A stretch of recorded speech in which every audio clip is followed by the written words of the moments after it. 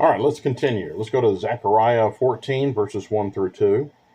Behold, the day of the Lord comes, and thy spoil shall be divided in the midst of you.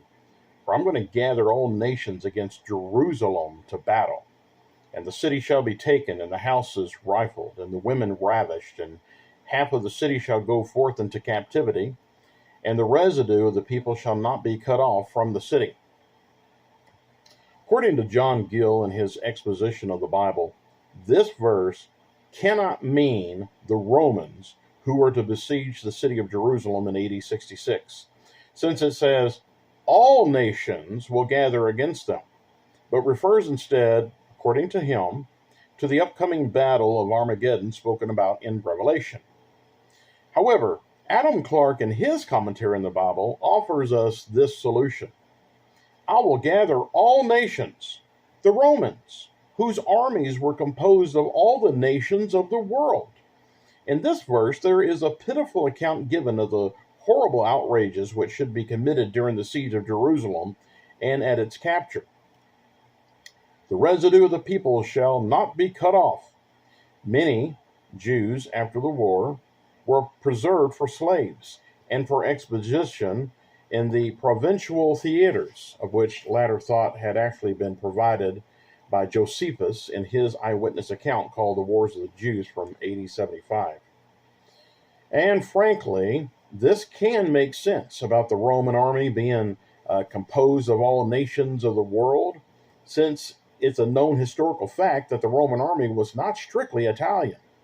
But indeed, when they had conquered other lands, as they were conquerors, they began to multiply their number with the addition of those of whom they had conquered, making the nation of Rome more of a diverse people of different nationalities than just a people of a single race. Especially do we see this diversity beginning in the 1st century AD, just prior to the Wars of the Jews. Now, we turn to a website called warwick.ac.uk, and it says, until the second quarter of the 2nd century, when British recruits became more common, legionaries came initially mainly from Italy, 81%. But by the end of the 1st century, were mainly from North Africa and the western provinces of Hispania, Gallia, Germania, Bretagne, or whatever, and Alpine province, and Noricum, roughly modern Austria. By this time, the Italian recruits consisted of only about 20% of the number.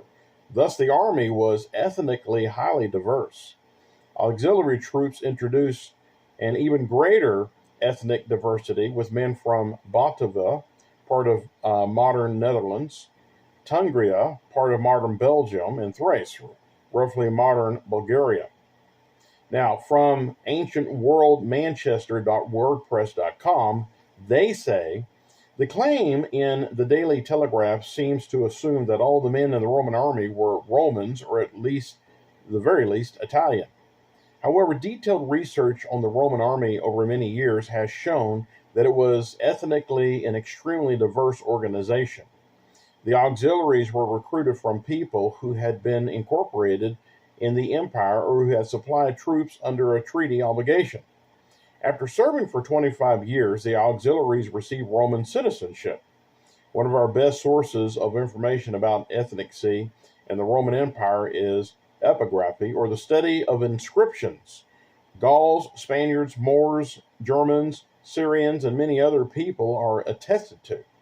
For example, for a time here in Manchester, the garrison of the Roman fort consisted of men from Raetia and Noricum, Switzerland, and the modern Styria, Carthia, Salzburg, and part of Austria and Bavaria in eastern Central Europe. Once these men had become Roman citizens, their sons would have been eligible to serve in the legions. This being so, we should expect a diverse DNA profile. But even so, would the Bible be so cavalier in its usage of all nations when dealing with the army that was to besiege Jerusalem? That is, whether it was the 1st century war or is to be some war in our own future. The final deciding factor on that is how best the scriptures will flow with our subject. Of course, and with how I am treating this subject herein, For me, this latter theory would definitely fit. That is, all nations being the diverse ethnic army of Rome, considering that the term all nations wasn't strictly meant to mean every single nation or nationality on the planet Earth. But back then, it was the known nations, that is, the known world, meaning the world of somewhat sophistication and non-barbaric, the ones that were conquered by Rome and then fine-tuned by them to become a civilized cosmopolitan society. Therefore, Rome at that time was the known world, the known civilized world that had reached during the apostolic age all the way up even to England. Now we see at pbs.org, it says, 2,000 years ago, the world was ruled by Rome. From England to Africa and from Syria to Spain, 1 in every 4 people on earth lived and died under Roman law. And then we go to the Biblical Illustrator for Zechariah 14, verses 1 through 2, which is our current verses that we're investigating here. And it says, in the account given by Josephus of the destruction of Jerusalem by the Romans, we've got a record of enormities at which we might stand aghast. The particular says, Dr. Wardlaw, which I have a subnote explaining who exactly that is, here noted are such as usually, it might be said, invariably attend the besieging, the capture, and the sacking of cities, especially when, as in this case, the assailing army has been exasperated by a long, harassing, and wasting defense. The entrance of the unpitying soldiery, the rifling of houses, the violation of women, and the indiscriminate massacre, and the division of the spoil are just what is to be expected, and what require no comments at all. Never were such scenes more frightfully realized than at the destruction of Jerusalem, when God in his providence and judicial retribution gathered all nations against the devoted city to battle. All nations, a correct description of the army of Titus, the empire of Rome, embracing a large proportion of the then known world. And this army consisting of soldiers of all the different nations which composed it. And finally, John Wesley's Notes on the Bible, that was published in 1755 through 1766, public domain. All nations. Okay, he says the Romans, who at that time had the rule over all the nations of that part of the world. The residue, that small number of the Jews who were spared by Titus, shall not be cut off, or not forbidden to dwell about the city. All right, let's continue.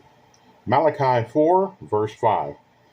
Behold, I will send you Elijah the prophet before the coming of the great and dreadful day of the Lord. Now, the day of the Lord, that is the end of those days, would be right at hand, just around the corner, when Elijah would appear on this earth for the second time. Well, I've actually heard some ministers say that this has to be fulfilled in our own future, since it's important to throw all things, such as what we are particularly speaking of, into future prophecy, not realizing that many things that's considered to be end-time prophecy has already been fulfilled in the 1st century AD. Especially since, and as I have already pointed out herein, that the Bible speaks of the end of the Old Testament era in many places, rather than the end of the planet, as I'm going to continue to point out here, and with such verses like this, in Hebrews 9, verse 26. For then must he, Jesus, often have suffered since the foundation of the world. But now, once in the end of the world, has he, Jesus, appeared to put away sin by the sacrifice himself on the cross. Are we to assume that Jesus will come a second time and die on the cross again? Therefore, many obvious scriptures with an obvious time frame from our past, they have to be ignored by such scholars in order to fit preconceived ideas in the Bible. For surely Jesus himself had answered the riddle for us of how Elijah was to come back. In Matthew 11:13-15, this is Jesus talking. All the prophets and the law prophesied until John the Baptist. And if you're going to receive it, this John is Elijah, which was to come. He that has ears to hear, let him hear. Albert Barnes notes in the Bible, this is Elias, that is Elijah. Elias is the Greek mode of writing the Hebrew word Elijah. No, not Elijah personally, as in being the very same person, or of he being reincarnated. We don't have to be so literal here, but of John coming in the spirit of Elijah to do a similar work. Let's go to Luke 1:13. The angel said unto him, Don't fear, Zacharias, for your prayer is heard, and your wife Elizabeth shall bear you a son, and you shall call his name John, the future Baptist. Let's jump down to verse 17. And he shall go before him, that is, before Jesus, and John will be in the spirit and power of Elijah, to turn the hearts of the fathers to the children, and the disobedient to the wisdom of the just, to make ready a people prepared for the Lord. And once he made this appearance, then that terrible day of the Lord would be right at hand, meaning very soon, not 2,000 plus years later. It would be within a 40-year period. Now let's go to our subnote, which I promised to do for Dr. Wardlaw. This was perhaps a Mr. John Smith Wardlaw, born 1813, died 1872, whom, and according to BiblicalEncyclopedia.com, was an English congregational missionary who early dedicated himself to the Lord, and commenced preparation for his great work. He graduated with honor at Glasgow University and Theological Academy, and at once decided to give his life to missionary work. He was ordained as a missionary July 14th, 1841, and sailed for India. He at once did teaching, preaching, and superintending the printing press.